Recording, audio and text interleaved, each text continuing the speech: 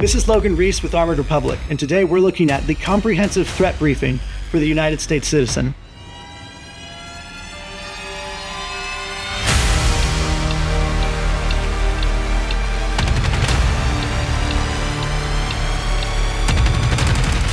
You need to be prepared, but what for? Way too many guys are doom scrolling on social media looking at 1,001 ways they could possibly die in the modern era, but they don't do anything and they don't think about those threats strategically. So this is the doom scrolling antidote, because we're going to break down 4 threats you need to be prepared for. Foreign threats, domestic criminals, domestic tyranny, and infrastructure failure. The war is in your backyard. Let's get started. Let's talk first about foreign threats. So these are foreign enemies of the United States citizen that bypass our complacent and incompetent government to try and get straight to us. And there's 3 main concerning ones. There's China, you've got Islamic terrorists, and you've got international cartels. Let's start first with China. There's 2 things to know about them. They are our adversary, and they're already here. So in French Vietnam, obviously, China supported the communists. In North Korea, in the Korean War, they supported the communists. Right now, they are the last vestige of the communist world, and they are trying to eliminate the United States. They're not likely to be very successful, but they're going to try. Let's break down some of the threats. First, a lot of people talk about Taiwan, the South China Sea. China wants to take Taiwan, take the semiconductors. I honestly believe this is not a terrible concern because the United States is already building up semiconductors here. What we do need to be concerned about is the fact that they're buying United States land and they're pouring over our border. So they're buying our land. Even the communists over at Snopes admit this is the case. They tried to claim in their fact check that this is private investors, but do you really think that China is so dumb as to buy land in Xi Jinping's name? Snopes is retarded. In fact, in 2023, the Wall Street Journal reported that more than 100 Chinese nationals, sometimes posing as tourists, had accessed U.S. military sites over the course of a year. And you know how they're accessing them? They're accessing them by accessing land. China has bought land all around United States bases, such as United States Fort Bragg, which has been renamed Liberty because of the Wokies. But China is looking at all of these places and going, we can access essential parts of the United States so as to weaken them in the case of a war because of the fact that we've got land in all of the strategic spots. That's concerning. We need to be prepared for that. The second thing they're doing is they're pouring over the border. We've actually spoken to a couple Border Patrol folks, and what they see is that it's actually the Chinese that are the #1 growing migrant demographic. And not just Chinese, but military-age male Chinese, which is insane. You think about how many people are accidentally going from China over to Mexico and then crossing the southern border. Clearly, it's intentional. Now, will they attack us? They could very well. They need to do something since their population is declining rapidly, and because they're a communist dictatorship, their economy is going to die with that population. So likely in their dying gasps, they might do something interesting to the United States. That's one thing to be concerned about and to prepare for. Alternatively, this is a funny rainbows and snowflakes way of looking at it. Maybe those men are just coming to get wives because of the fact that due to the population control that China has faced, there's not a lot of women over in China. So maybe they're coming over to the United States so as to get women and then bring them back so as to have families back in their homeland. However, a lot of those women might not actually be very consensual in those marriages, which we'll get to another concern we have, which is that of human trafficking. I need to find a wife. There she is. So China, they're our adversary. They want to destroy us. They're here. They own up a ton of land near United States bases, and they're pouring over the border, primarily military-age men. Let's look at the next part, though, Islamic terrorists. The main thing to remember about them is that they were not done away with when we left Afghanistan. In fact, they were left to grow because of the incompetence of that maneuver. Brookings in 2022 described Al-Qaeda as yesterday's news. However, this is highly naive, particularly in 2024. A lot of the information I'm getting here is not my own mind grapes, but rather from a brilliant organization named Askari Media Group, and they've identified what Al-Qaeda and those who engaged in the Benghazi attacks have been doing since Benghazi. They have identified a man named Musa as the Lord of War of Al-Qaeda, and particularly they've identified 4 things that Al-Qaeda is doing. 1, they are diverting cash from the Taliban government. 2, they are buying weapons from Russia, such as PKT machine guns at 105mm and 106mm ammunition. 3, they are using ISIS's actions as a distraction while remaining covert in themselves. And then 4, they are piling into America. This is another demographic that is coming across the southern border for reasons unbeknownst to most citizens, but can be something you could probably suppose. On October 7th, obviously, Israel was attacked by a bunch of Hamas terrorists, and a very similar thing could occur to the United States, especially since we've been assisting Israel so much as they try to wipe out the Hamas threat. Now, some people might go, well, that's not very practical because obviously they couldn't win or whatever. But what did they win when they went after us at 9/11? These terrorists believe that they get a bunch of free wives if they kill United States citizens. So of course they're going to come over the border so as to be able to do that.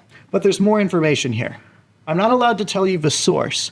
However, there are certain people who have been collecting intel to say that Al-Qaeda has been using their decentralized nature from all of the counterterrorism efforts to send men who know very little about their ultimate plan, but who will be ready to engage in chaos if told to at any particular point. So this may be Al-Qaeda's strategy right now. Al-Qaeda, they're at the southern border. They send a bunch of men across the United States to many metropolitan areas within the United States with that border. And then all of those guys one day get a message, time for chaos, boys, and then they go engage in terrorist activity across all those cities. That would be terrifying, similar to 9/11, and very much in line to something like October 7th in Israel. Obviously, the United States would have more guns to be able to shoot back, but that doesn't mean that they're not able to do a lot of chaos. And that's what you need to be prepared for as well. Now, let's look at the third threat, which is that of cartels. Now, why is this primarily to be concerned about when it comes to foreign threats? Why is this more of a concern than China? Well, one of the main reasons is they're not just using the southern border, they control the southern border. And this is not controversial. This is not a conspiracy theory. Organized drug lord rings are the ones who decide who comes in and out of the United States. This is from a House Committee on Homeland Security interview of multiple patrol agents. Chief Patrol Agent John Mudlin from the Tucson sector said, quote, now nobody crosses without paying the cartels. So the cartels, determine when people cross, how many people cross at a time, all of that. It's all controlled by them, end quote. And that's the case across the border. You've got Tucson, you've got the South Yuma area, you've got the Laredo area. The cartels control all of these areas, and they generally charge like $6,000 to $8,000 per person, but they're ultimately the ones who decide. Now, but additionally, in the past 2 years, we can see they've probably made a lot of money from that because there's been over 5 million crossings and 1 million gotaways in those past 2 years. That's enough there to control an election and to cause chaos across the entire United States. Most likely, the majority of these folks are disorganized and will contribute to one-off harm to citizens. However, that doesn't mean that there's going to be no threat, but rather simply a smaller threat in comparison to, say, the October 7th-like situation I described before. Now let's look at the next threat, which is that of domestic criminals. There is more at stake here than your household goods. Let's start first with human trafficking, then we'll get over into the poverty crimes section. So human trafficking, it's kind of a vague concept, something that, say, the movie Sound of Freedom enlightens people with more detail in, but it's a massive industry. Here's one statistic that might make it more interesting to you. There's 72.5 million children in the United States, and the Polaris Project estimates that about 300,000 children are trafficked each year. That means that each year, 4 out of every 1,000 children are trafficked into prostitution. That's a pretty insane number. And Arizona, which is where Armored Republic is based, is either number 1 or number 2 when it comes to the leaderboards of child trafficking, which is terrible. Cartels were estimated to have made $13 billion in 2021, and obviously with the border crisis, that's likely to have continued. This is something that you see in just grocery stores in Phoenix. This is something that you see not just on the border, but in metropolitan areas where people will take kids, they'll bring them into the bathroom, they'll shave them, they'll put them to sleep, and then carry them out, and no one recognizes the kid because he's got no hair. And then they go sell them off to prostitution or child labor or wherever they want to take them. This is a reality in the United States that you think about the likelihood of 4 in every 1,000, that's 2 in every 500, that's 1 in every 250. So that every 250 children, one of them is going to get trafficked in the United States. That's something to be prepared for. Now let's look at gang activity and poverty crimes. There's 30,000 gangs in the United States, and they have the same dangers as a cartel, but on a smaller scale. And what's worse than that is across gangs and across poverty crimes, the district attorneys across the United States are not interested in prosecuting them. The Seattle district attorney said that anything related to poverty crimes, such as maybe you mug someone or you go steal someone's money, those things is not going to prosecute. And additionally, this is an issue that may seem like it's falling in some cities when in reality, those cities have just completely stopped reporting any crime whatsoever. This is something that happened in Chicago. It's something that happened in New York City. The Marshall Project reported that 31% of the 18,000 law enforcement agencies across the United States failed to report crime data to the FBI's national database. So again, crime is something you got to be concerned about in a general sense, and that's something that we're going to address in future videos as well. What is the practical way to address these small-scale crimes? And finally, with regards to domestic criminals, you need to think about urban riots and protests. Basically, 2020 redone. In 2020, everything was kind of going okay. We had a tyrannical government telling us all to stay inside. Then one black man is a victim to alleged police brutality.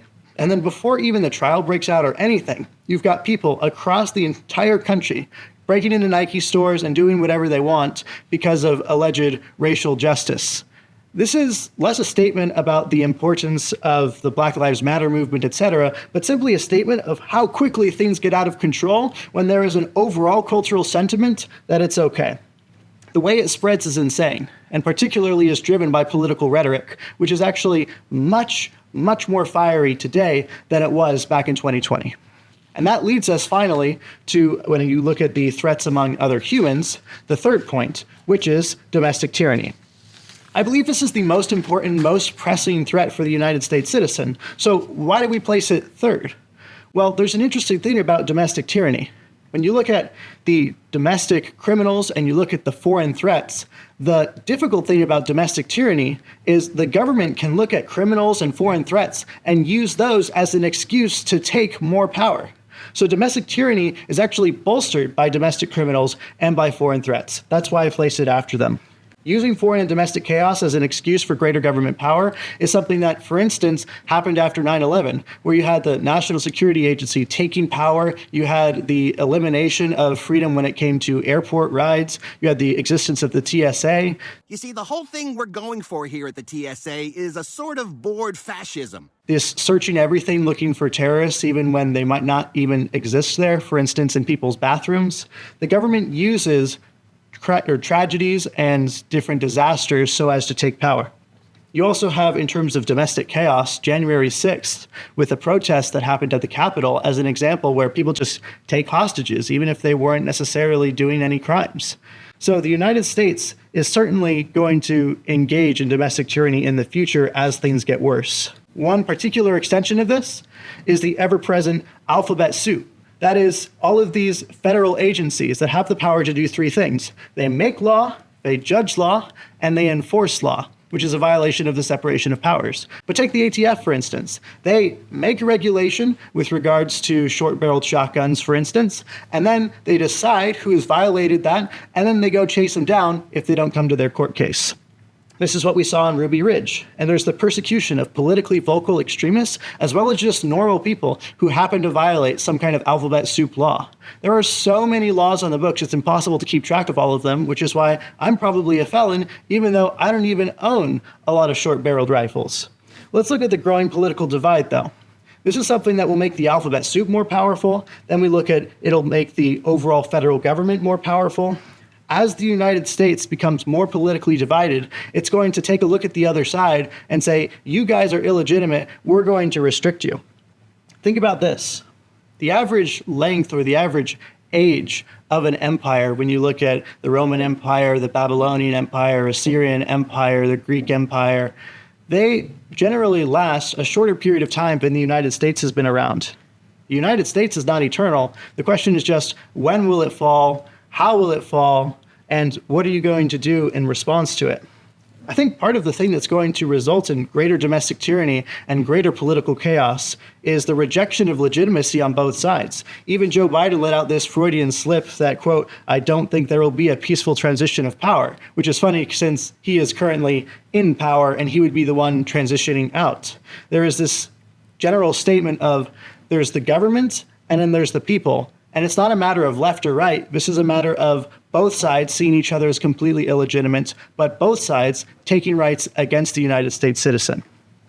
Finally, under the domestic tyranny section, let's talk a little bit about the possibility of civil war or secession. These are things that come up quite a lot, especially when you talk to 3%ers or people who are generally upset with how the government is going. In fact, the Californians even were talking about seceding when Trump won, and then Texas was talking about seceding when Biden won. So what is the likelihood of civil war? Well, there's an important note to make here. Civil war is the competition of political parties for control of one governmental power.